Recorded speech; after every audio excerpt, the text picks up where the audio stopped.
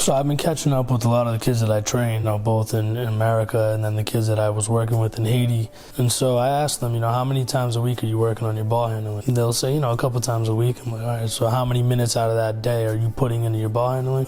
10, 15 minutes. I'm like, all right, so let's do the math here. You're working on your ball handling for 10 minutes a day for 3 days a week. That's 30 minutes in a week. Multiply that by 4 weeks in a month. 120 minutes a month, that's 2 hours of time. Now, I asked them this. I said, with all this extra time in the world that you now have, being in quarantine, let's just say you were to bump those 10 minutes a day for 3 days to 7 days now. So you're working on your ball handling for not 3 days, but 7 days. But it's only 10 minutes a day. Let's do the math.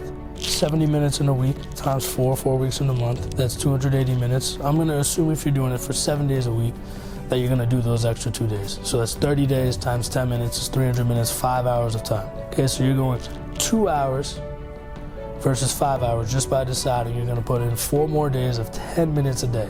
That's 3 hours of a difference there. And that's if you're somebody who even works on your ball handling. Some people don't. You still have plenty of time. Look at this, it's April. You have May, June, July, and August, that's 4 months. If you were to take that 3 hour surplus times 4 months, that's 12 hours of time you could be working on your ball handling more just by deciding that you're gonna bump up these 3 days of 10 minutes a day to now 7 full days, 10 minutes a day, just 10 minutes a day. Now imagine if you bumped up that 10 minutes of ball handling to 15 or 20 minutes.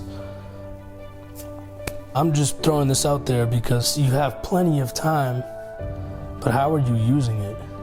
And you can decide, I'm gonna just keep doing what I'm doing, and I think I'm working hard. Some players I've seen are working really hard. I'm like, keep going.